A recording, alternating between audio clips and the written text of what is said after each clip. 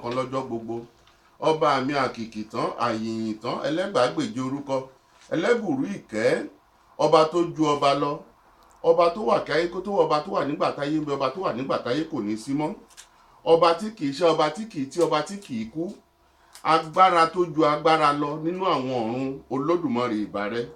Ọba tó wo ọlá tó fi dá mi, ọba tó wo gbogbo ohun tí ń bẹ nílé ayé tó yàn mí fẹ́, ọba mi ológo jùlọ, ọlọ́lá jùlọ.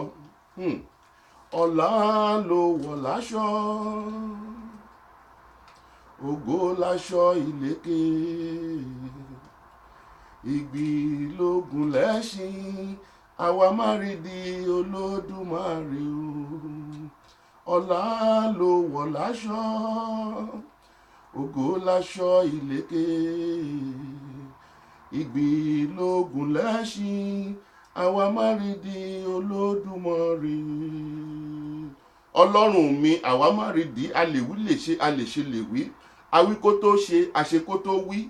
Ìbà rẹ bàbá, nítorí pé a tún mọ ọdún tuntun, a tún gbọ́ra wa yé lórúkọ Jésù. A dúpẹ́ lọ́wọ́ rẹ, a yìn ọ́ lógo Olódùmarè, nítorí pé ìwọ nìkan lọ́ba, ọba tó ju ọba lọ. Ìwọ nìkan lọ́ba, ọba tó dá ayé. Ìwọ nìkan lọ́ba, ọba tó dá ọ̀run. Ìbà rẹ Olódùmarè, mo dúpẹ́, mo yìn ọ́ ní òwúrọ̀ yìí.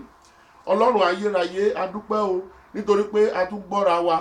Ètò wa ní 1010 òun náà ni ó tún gorí afẹ́fẹ́ ní láti Naija 101.1 tó wà ní United Kingdom àti tó sì kárí àgbálá ayé. Mo kí gbogbo yín lónìí pé ẹ mà kú oríire o. Ọlọ́run ayérayé, ọba mi, ọba tó ń ṣẹ́ ogun, òrógun gbógun mi, arógun má ti dí, ajagun ṣẹ́gun. Ọlọ́run ọba mi, ajagun má lo ìbọn, ọba tí ń múni láì lo akọ́fù lọ́wọ́. Lórúkọ Jésù, Ọlọ́run alágbára, mo máa gba ọpẹ́ mi lónìí lórí àwọn ènìyàn wọ̀nyí. Lórúkọ Jésù, Olúwa gba ọpẹ́ mi lónìí. Lórúkọ Jésù, lórí gbogbo etí tí ó ń gbọ́ mi, gba ọpẹ́ mi lónìí. Ọba mi, ọba tó ṣe ọjọ́ tó dúró, ọba tó ṣe ọjọ́ tó wọ̀, ọba tó ṣe ògo òṣùpá táyé kò lè taṣọ dí, ọba tó ṣe ògo òrùn tí kò sẹ́ni tó lè fọwọ́ bò. Ìbà rẹ Olódùmarè, Ọlọ́run ayérayé, àwa ké pè ọ́ lónìí lórí ètò wa ní 1010 bí a tún ṣe bẹ̀rẹ̀ lónìí. Ọba ìyanu, fi àṣẹ sí gbogbo ọ̀rọ̀ wa, nítorí pé ìwọ ló rán mi pẹ̀lú agbára ọ̀rọ̀, ó sì fi àṣẹ sí mi lẹ́nu láì ní àbùlà, ó sì ṣe àṣẹ sí mi láì fi ohunkóhun kún ju kìkìdá ọ̀rọ̀ rẹ. Mo dúpẹ́, mo yìn ọ́ lógo. Ẹ̀yin olùgbọ́ mi lónìí, ìrọ̀yànjú wa kò jù kékeré o, ṣùgbọ́n mo fẹ́ béèrè lọ́wọ́ rẹ, ta ló gbé ogun Jẹ́ríkò dìde nínú ayé rẹ? Olúwa ní òun yóò gbẹ̀san. Ta ló gbé ogun Jẹ́ríkò dìde nínú ayé rẹ? Olúwa ní òun yóò gbẹ̀san. Nítorí náà, ọ̀rọ̀ mi lónìí ó kọ sí ìwọ àgùntàn tó ń gbọ́ mi, ó sì kọ sí ìwọ wòlíì, ìwọ olùṣọ́ àgùntàn, ìwọ prophet, ìwọ evangelist, ìwọ imam, ìwọ àfà. Nítorí mo ń kéde, mo sì ń ké tantan. Ọ̀pọ̀lọpọ̀ lè máa sọ ohun tí ọdún yìí jẹ́, ṣùgbọ́n èmi sọ fún yín pé ọdún ẹ̀san ni ọdún yìí. Nítorí pé gbogbo ẹ̀yin tí ẹ kó ènìyàn ṣìnà, tí ẹ kò wàásù ìhìnrere Olódùmarè mọ́, tó jẹ́ pé kìkìdá blessing nìkan lẹ ń pariwo prosperity. Lóòótọ́ prosperity pọ̀ ju ohunkóhun nínú Bíbélì, it is fine. Ṣùgbọ́n kí ni ìdánilójú pé àwọn àgùntàn yìí wọ́n ń lọ sí ọ̀run? Kí ni ìdánilójú pé bọ́n tẹ̀ ṣe wà tó bá lè ya kó ya kàn fọ̀rọ̀ wọn ṣe bẹ́ẹ̀? Ṣùgbọ́n lónìí, mo wí fún yín pé Ọlọ́run yóò gbẹ̀san. Kí a tó tẹ̀síwájú, ẹ jẹ́ kí n tún gbé Olódùmarè mi ga, nítorí pé òun lọ bá àkìkì tán àyìnyìn tán ẹlẹ́gbàágbèje orúkọ ẹlẹ́bùrú ìkẹ́, ọba tó wà káyé kó tó, ọba tó wà nígbà táyé ń bọ̀, ọba tó wà nígbà táyé kò ní sí mọ́. Nítorí náà lónìí, bí mo tún ṣe dé, mo fẹ́ kí ẹ tẹ́tí lẹ́kọ̀ọ́. Ta ló gbé ogun Jẹ́ríkò dìde nínú ayé rẹ? Kí n sáré wo ìwé mímọ́ Deuteronomy 32 verse 35. ẹnikẹ́ni tó gbé ogun dìde nínú ayé rẹ, Ọlọ́run lòun yóò gbẹ̀san. Nítorí náà má mikàn rárá, nítorí náà má jáyà mọ́. Mi ò kàn déédé wá kí n wá sọ fún yín pé àlàáfíà fún yín, bẹ́ẹ̀ ni tó bá ti jẹ́ àlàáfíà àlàáfíà, ṣùgbọ́n ẹni tó gbé ogun dìde padà nínú ayé rẹ, òun náà ni mo fẹ́ dojúkọ lónìí. Gbogbo ẹ̀yin olùgbọ́ mi, mo kí yín pé ẹ kú oríire, ẹ sì kú ọdún, ẹ kú ìyèdún. Nítorí pé ajá àjàbọ́ a bọ́ sínú ọdún tuntun. Ṣùgbọ́n ọdún tuntun yìí mo ní ìbéèrè kan fún ọ. Ìbéèrè tí mo sì wí ní fún ọ gan ni wípé níbo lo kúlẹ̀ sí ti gba àdúrà tó gúnṣẹ́ fẹ́rẹ́fẹ́ tó gún tó padà? Ta ló tọ̀ lọ láti fi ọ̀rọ̀ ayé rẹ sílẹ̀ tó gúnṣẹ́ fẹ́rẹ́fẹ́ tó gún tó padà? Níbo gangan lo rìn dé? Ìbéèrè yìí òun náà ló fà wípé ta ló gbé ogun Jẹ́ríkò dìde nínú ayé rẹ? Jẹ́ kí n ṣe ọ níyè lónìí, kí o bá mọ̀ ohun tí ó yẹ kí o ṣe ní 2015. Kì í ṣe pé ẹ gbàdúrà fún wa nìkan mọ́, o kò rí bẹ́ẹ̀ mọ́. Nítorí pé ọ̀pọ̀lọpọ̀ tó bá ní àǹfààní lónìí ní láti bí aago 2 kọjá díẹ̀, tó bá ní àǹfààní láti lè gbé kọ́ọ̀lù mi, mo kí ọ kú oríire. Ẹlòmíì gbé kọ́ọ̀lù kò gbé, ẹlòmíì gbé kọ́ọ̀lù kò gbé. Mo sì fẹ́ rọ àwọn bàbá wa méjì kan tó jẹ́ pé wọ́n máa ń pè mí lóòrèkóòrè tó sì wà nínú iṣẹ́ Olúwa. Ẹ má pa fóònù yín mọ́ lóru. Ẹ má pa fóònù yín mọ́ lóru. Àwọn méjì yẹn, nítorí pé Ọlọ́run dìde láti kọ sí yín. Ẹ má pa fóònù yín mọ́ lóru. Ẹ̀yin méjì yẹn ó possible kí n dárúkọ yín lórí afẹ́fẹ́. Bí ó sì possible má sì tú yín pè tó bá ti parí program. Ṣùgbọ́n ẹ má pa fóònù yín mọ́ lóru. Ẹ má sọ pé ẹnikẹ́ni fẹ́ disturb yín. Torí pé Ọlọ́run ó kọ sí mi. Ó ní gbogbo iṣẹ́ búburú tí a ṣe sínú ayé àwọn ènìyàn wọ̀nyí, ó ní dìde kó bẹ̀ sí gbà kúrò. Ó sì fún mi nínú bí òtútù ṣe mú, kì í ṣe pé mo sick. Mo ń làágùn ní omi kan lára mi. Ọ̀pọ̀lọpọ̀ tó bá ní àǹfààní láti lè gba àdúrà ní òru mọ́jú èní, ògo ni f'Olódùmarè. Ẹ̀yin tí a sì mi ò kì í store nọ́mbà oníkálukú, torí ọjọ́ t'Ọlọ́run máa kọ sí ẹ, kì í ṣe pé kí n ti mọ̀ ẹ́ tẹ́lẹ̀, kí n ti morúkọ ẹ̀ kí wá sọ pé báyìí l'Ọlọ́run wí fún ẹ. Irọ́ o. That's the reason tí ò kì í jẹ́ kí n store nọ́mbà. Ṣùgbọ́n màá ní list tó jẹ́ pé tó bá ti test nọ́mbà ẹ̀ tó test orúkọ ẹ̀, màá ní list tí màá kọ sí, màá sì delete orúkọ ẹ̀ kúrò lórí nọ́mbà ẹ̀. Bí Ọlọ́run ṣe kọ sí mi lèmi ṣe ń ṣe tèmi lọ. Nítorí náà, ta ló gbé ogun Jẹ́ríkò dìde padà nínú ayé rẹ? Ǹjẹ́ o ṣe àkíyèsí pé wọ́n gba àdúrà ìṣẹ́gun kan fún ọ? Ogun ṣẹ́ lóòótọ́, but people are expecting returns. O dẹ̀ mú returns lọ, wọ́n wá dọ́gbù ogun yẹn, wọ́n gbé padà sí ẹ nínú ayé. Ṣùgbọ́n mò ń sọ fún ọ lónìí pé Ọlọ́run yóò tú ọ sílẹ̀. Mò ń sọ fún ọ lónìí pé Ọlọ́run yóò gbé ọ kúrò nínú ìgbèkùn tó wà. Ṣùgbọ́n bí mo ṣe ń sọ fún ọ, Ọlọ́run ṣe ń gbé ọ kúrò, ẹni tó gbé ogun náà sínú ayé rẹ, ẹ̀gún ńlá ń bẹ lórí rẹ̀. Ẹ jẹ́ kí a tilẹ̀ wò. Ẹ̀yin gbogbo wòlíì tó sọ wípé tí Ọlọ́run bá pè ọ́ tó sì dá ọ lójú, Ọlọ́run yóò ṣe ètò bí ìjọ rẹ yóò ṣe kún. Ọlọ́run yóò ṣe ètò bí ebi kò ṣe ní pa ọ́. Ọlọ́run yóò ṣe ètò ìbùkún. Ẹ jẹ́ ká wo àwọn ọmọ ẹ̀yìn nígbà tó ń lọ lọ́jọ́ wọn ní, nígbà tó ń rán wọn jáde. Wọ́n ní òkè ibikíbi tẹ́ bá ṣáà ti dé, tí wọ́n bá wẹ́kọ̀mù yín, ẹgbọn bàtà yín síbẹ̀ kẹ́sì máa lọ. Ṣùgbọ́n wọ́n wẹ́kọ̀mù gbogbo wọn. Ọlọ́run ayérayé tó dá ọ, tó sọ pé ó pè ọ́ o, because there are some people tó yẹ pé I'm blessed be the Lord send me. Òun ló pọ̀ jù. Tí wọ́n bá wá ṣiṣẹ́ tí ò ṣe, wọ́n á tọ̀ babaláwo lọ. Babaláwo tó wà láyé tiẹ̀ tó mọ̀ pé nǹkan tó ń fèsì nìyẹn, wàá tọ̀ lọ, wàá gbàgbára lọ́wọ́ ẹ̀, wàá tún dórí píù, wàá tún máa bu. Àwọn babaláwo míì gan wọ́n tiẹ̀ ní sùúrù, torí bó ṣe bu yẹn ṣe ló yẹ kó ju nǹkan kan lù ẹ́ kẹ́nu ẹ̀ kó wọ́ ń bẹ̀, àbí kó pọ ẹ̀jẹ̀ lórí píù kó kú dànù. That would have been very good. ẹlòmíì á lọ sọ́dọ̀ àfáà á gbàgbára lọ́wọ́ àfáà á dórí píù àfáà lákọ́kọ́ fi tayín. Ṣe ló yẹ kí irú àfáà bẹ́ẹ̀ kó wà nǹkankan kó jùlù kórí ẹ̀ fọ́dànù lórí píù níbẹ̀. Nítorí náà ọdún yìí ọdún ẹ̀san ni.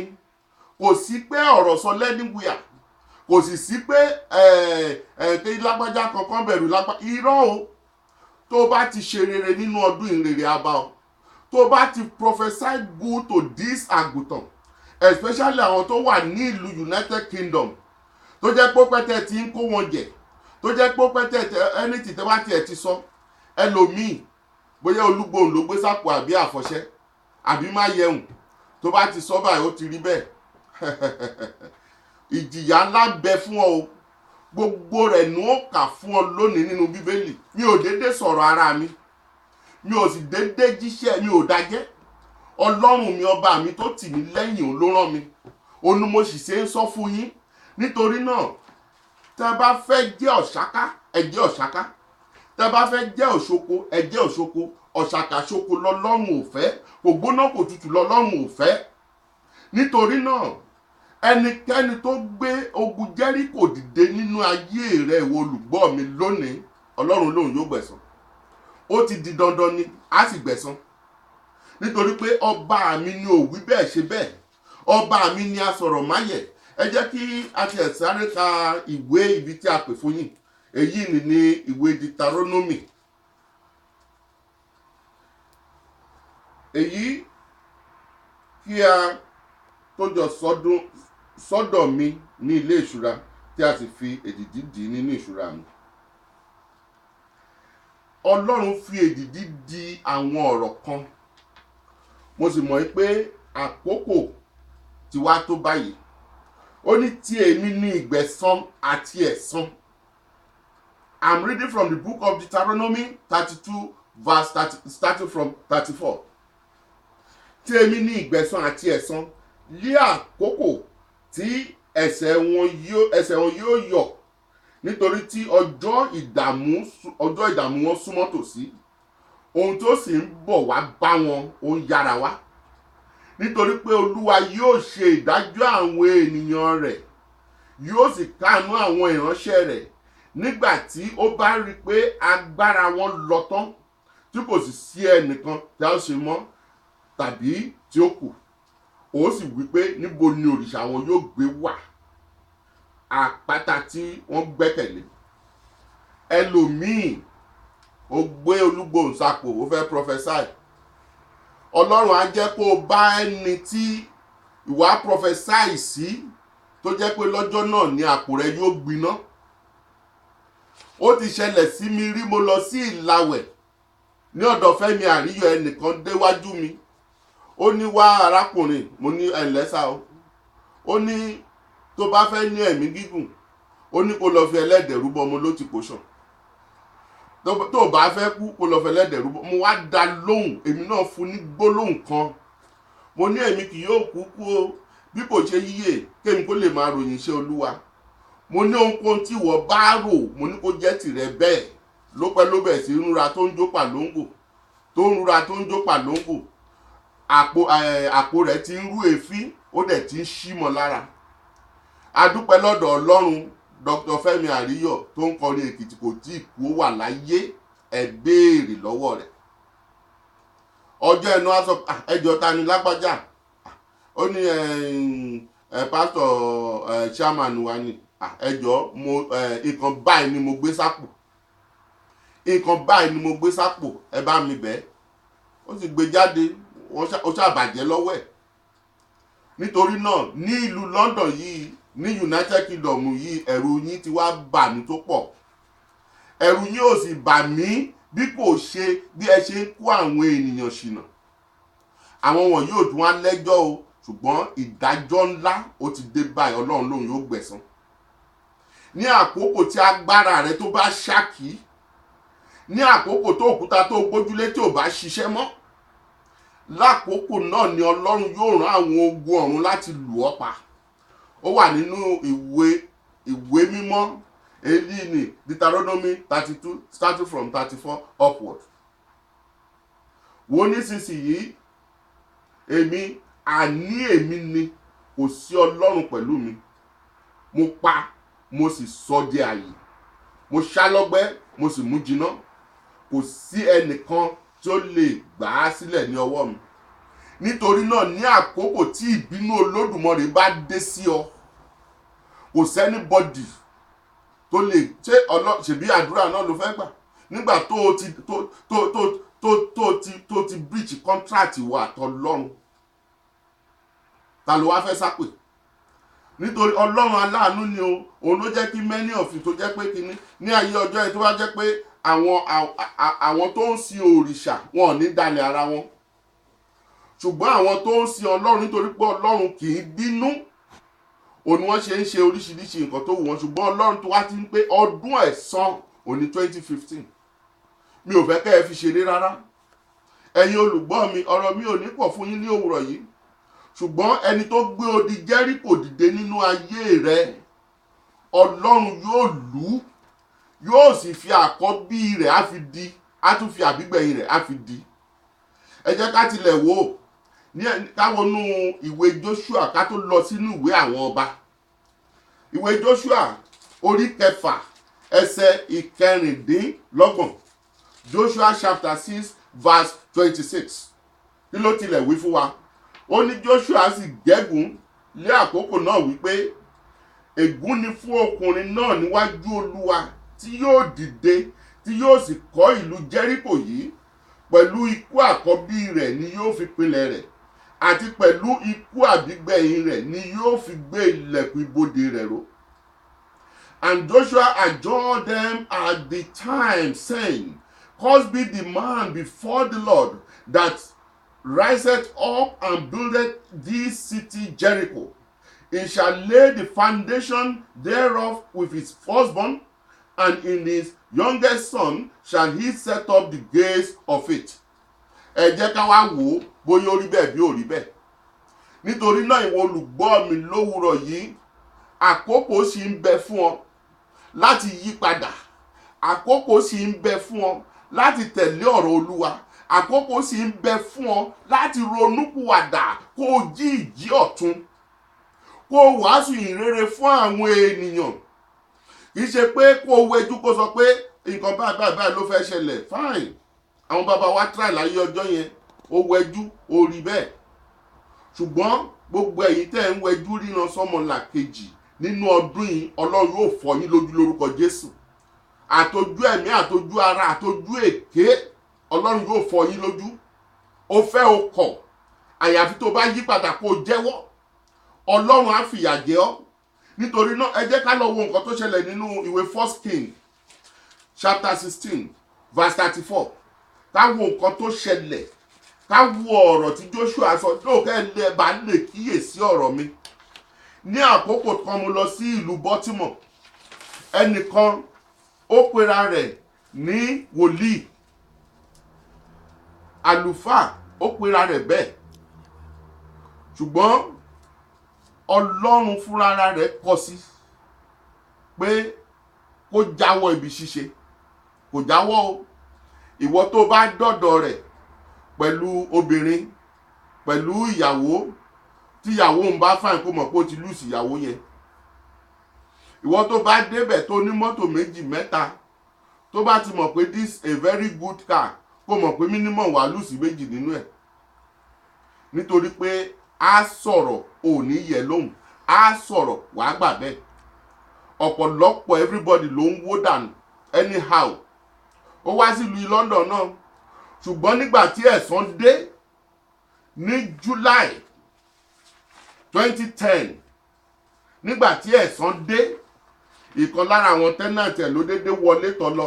That was 28 July precisely 2010. Ó dẹ̀ fìbọn fáyà ẹ̀ dànù nínú ṣọ́ọ̀ṣì ẹ̀. Ẹ̀san dé bá. Nítorí náà Ọlọ́run tó gba ẹ̀san yẹn kò tíì kúrò lórí ìtẹ́ o. Ọlọ́run tó gba ẹ̀san yẹn kò tíì kúrò lórí ìtẹ́ o. Nítorí náà ọdún yìí, ọdún ẹ̀san ni Olódùmarè pé. Ọ̀pọ̀lọpọ̀ ẹ lọ Google ọ̀rọ̀ tí mo ń sọ yìí. Kẹ́ ẹ lọ wo ìtàn Ṣọlá Mèsáyà. Ó tilẹ̀ dùn mí nítorí pé wọ́n ní ṣọ́ọ̀ṣì báyìí ló ń lọ, ṣùgbọ́n ìgbà tó dé Baltimore ṣọ́ọ̀ṣì míì ló dá sílẹ̀ síbẹ̀. Ọ̀pọ̀lọpọ̀ ló dìde tó jẹ́ pé wọ́n lùsì ilé wọn, wọ́n lùsì iṣẹ́ wọn, wọ́n lùsì mọ́tò wọn, ṣùgbọ́n ní àkókò tí ẹ̀san dé wọ́n fìbọn pàdánù nínú ṣọ́ọ̀ṣì. Kẹ́nikẹ́ni má tí ì pè sórí aago, ẹ jọ̀wọ́, ọdún ẹ̀san lọ́dún yìí. Nítorí náà wàásù fún àwọn ènìyàn, tú àwọn òǹdè sílẹ̀ kí gbogbo rẹ̀ kó bá lè dára fún ọ. Nítorí pé àkókò tí Ọlọ́run dìde ọ̀rọ̀ yìí kò no remedy o. Ẹ̀yin olùgbọ́ mi, ẹni tó gbé ogun Jẹ́ríkò dìde nínú ayé yín, Ọlọ́run yóò gbẹ̀san. Ṣùgbọ́n wá kù sọ́wọ́ rẹ láti mọ ọ̀nà tí wàá rìn. Tó bá tó àkókò, ó kù díẹ̀ kí a tó bẹ̀rẹ̀ sí gba ìpè. Lónìí, ohun tí mo fẹ́ kó mọ̀ ni pé má fọwọ́ pa idà Olódùmarè lójú. Tẹ́ bá wo àkòrí ọ̀rọ̀ mi tòní, ẹ̀yin tí ẹ jẹ́ olùṣọ́ àgùntàn, evangelists, pastors and all the rest lọ̀rọ̀ yìí tó kọjú sí. Àyàfi tó bá ń ké pe Ọlọ́run Olódùmarè tó ò sì fi ohunkóhun mọ́. Tó bá ti mọ̀ pé o fẹ́ fi ohunkóhun mọ́, gbàgbé ẹ̀. Follow that path kó dẹ̀ ṣègbé sí ọ̀nà yẹn. Ẹ jẹ́ ká tilẹ̀ wo nǹkan náà tí ìwé Exodus, ìwé First King yẹn kí kọ́kọ́ kà fún yín. Kẹ́ bá lè mọ̀ pé Ọlọ́run títóbi ni Ọlọ́run. Ẹnìkan ò ní képe kó sọ̀rọ̀ kó fi ọ̀rọ̀ lé kó wá kọ́ Ọlọ́run kó tó wá dà. Kò jọ o. Kò jọ rárá. Nítorí pé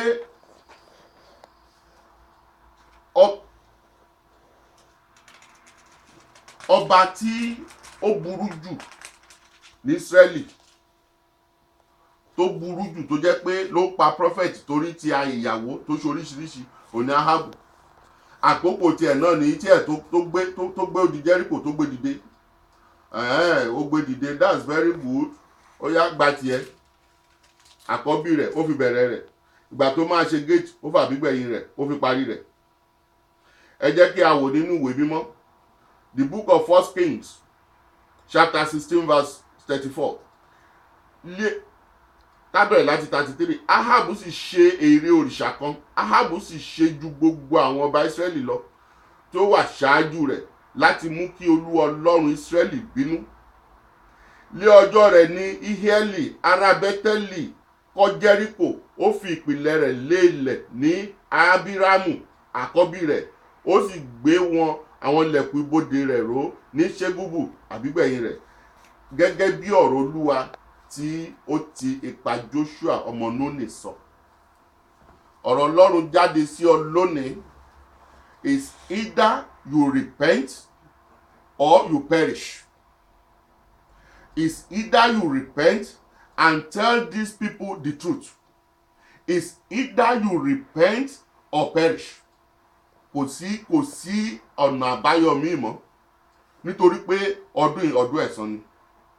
Nítorí náà gbogbo ẹ̀yin tí ẹ wà nínú ìdè àlá àti ìsọtẹ́lẹ̀ tí kò bá ayé rẹ mu, mo fà ọ́ yọ lónìí lórúkọ Jésù. Nítorí ọdún 2015 yìí, gbogbo àlàkalẹ̀ eré ayé rẹ ni yóò bọ́ sí. Kò ní sẹ́nibọ̀dì tá máa fi rìmóòtì rẹ. Ẹ jẹ́ kí n ṣí sílẹ̀ díẹ̀, ẹ jẹ́ kó tún padà wá, ẹ jẹ́ kí n ṣí sílẹ̀ díẹ̀, ẹ jẹ́ kó tún padà wá. Ìyẹn ti kúrò lọ́rọ̀ rẹ nínú ayé. Kó wá mọ̀ bí wàá ṣe gbàdúrà, bí wàá ṣe lọ sínú ọ̀rọ̀ Ọlọ́run láti lè ṣiṣẹ́ tó fẹ́ ṣe nínú ọdún yìí. Gbogbo ẹ̀yin tí a jọ gbàdúrà lóru, tí mo gbàdúrà fún, mo kí yín kú oríire. Ẹ̀yin tí mi ò sì pẹ́, ẹlòmíì pè tí ò gbé kọ́ọ̀lù, ẹlòmíì pa fóònù, ẹlòmíì ní leave message tí mo leave, ẹlòmíì pè padà bẹ̀ tí mi ò leave message.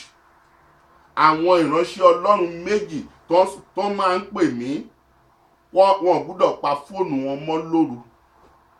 Tó bá wù wọ́n kàn gbọ́, tó bá wù wọ́n kàn má gbọ́. Ṣùgbọ́n ẹ gbọ́dọ̀ pa fóònù yín mọ́ lóru.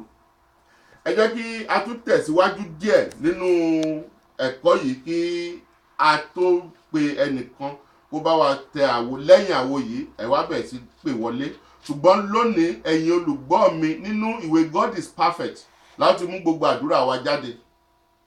Nínú ìwé God is perfect láti mú gbogbo àdúrà wa jáde. Ìwọ tó o bá ní o lè excuse àwọn tó ní láti lè pè wọlé.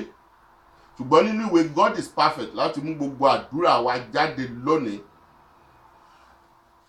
Ẹ jẹ́ kí a sáré pe olórin wa kó bá wa nìṣó síwájú kí a tó tún sọ pé a bẹ̀rẹ̀ ibi tó kù kí a lè fi tó wa létí, nítorí pé Ọlọ́run alààyè ó ní òun yóò gbẹ̀san o.